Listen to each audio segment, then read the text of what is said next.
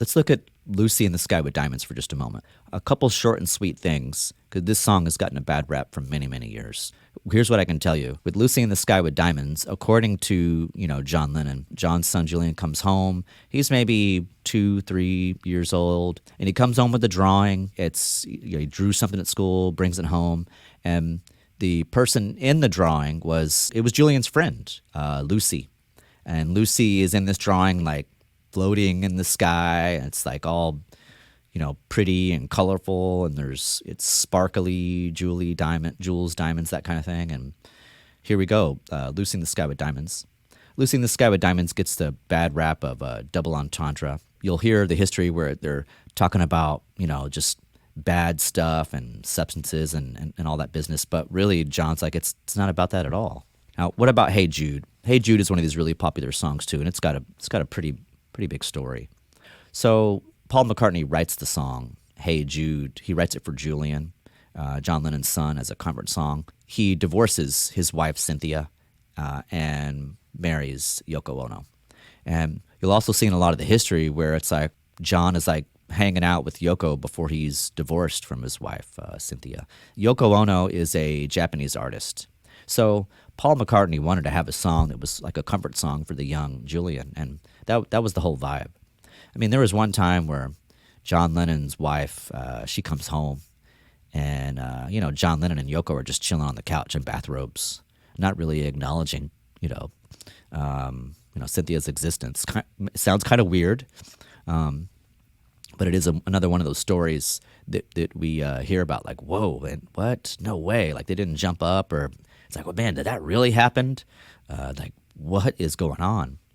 But there's also the stories of like Yoko going to the studio, not only before they get married, but also going there and like wanting to actually critique and talk. And yeah, they didn't like that too much. That's why you'll see in the history books as well. It's like the Beatles broke up because of Yoko Ono. Well, I'm not going to get on that train, but I will say the band members definitely got frustrated with they didn't want to be critiqued, by John's new girlfriend and soon-to-be wife, and they weren't digging that. That definitely, what we can't say, it threw off the vibe, on any kind of touring or studio situation. So you'll see some of that. But the basics of Hey Jude is a comfort song for Julian, written by Paul McCartney. How about something like Blackbird? We're talking about the Beatles' White Album. At the time, they were very outspoken critics of black segregation in America. There's a few years earlier, the Beatles are touring before the White Album and before we hear Blackbird, and they had actually refused to play for segregated audiences in the United States.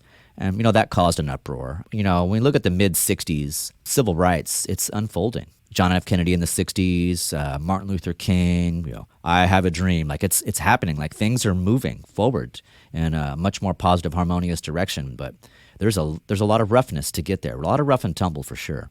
Paul McCartney was really paying a lot of attention. He was really troubled by the treatment of, Black Americans, African Americans. And Paul McCartney basically comes up with this ballad, and then he calls it Blackbird. And this was actually recently covered by Beyoncé for her country album, Cowboy Carter. And Paul went to Instagram pretty quickly and is like, yeah, he's like praising and like, just really excited for Beyoncé and that rendition of this iconic track. And you can check out the article about Paul McCartney and check out the Instagram with Beyoncé. And this is Paul's words, exact quote from Paul McCartney. I am so happy with Beyoncé's version of my song Blackbird. I think she does a magnificent version of it and reinforces the civil rights message that inspired me to write the song in the first place.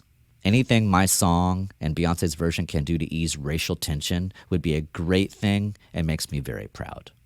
And isn't that what it's all about right there? That's just beautiful. So beautiful of Paul to say, and so beautiful and amazing, and kudos. Beyoncé really did a wonderful, wonderful job. Don't forget about, when you're listening to Yesterday, that there's a string quartet. I think that this gets glossed over too much.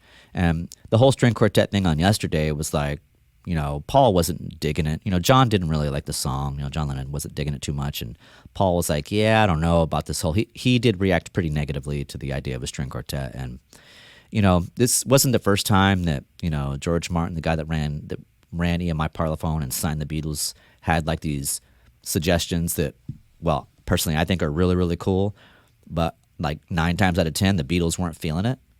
But also maybe even 9.9 out of 10, George was onto something. And it's like, well, how do you measure that? Where does all these numbers coming from? Well, here's what I can tell you. You're very close to the artwork that you create, whether it's painting, sculpting, music, dance choreo. You're very close to it. So it can be hard sometimes to for someone to say, hey, well, why don't you try this? And you're like, eh? What are you talking about, man? I ain't doing that. That's ridiculous. You're like, what? Now, that's not what Paul said. That's not how he talks. The string quartet idea actually grew on Paul McCartney. Here's the difference maker, straight up.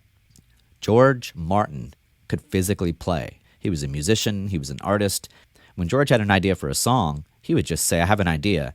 But he wouldn't just be talk. He'd show you. Let's try this. And he'd play it or write it down. Well, yeah, of course. Then words become actions at that point, and actions speak louder than words. So while this is not the only time that maybe the Beatles got their feathers ruffled in terms of like, I don't know, maybe, I don't know.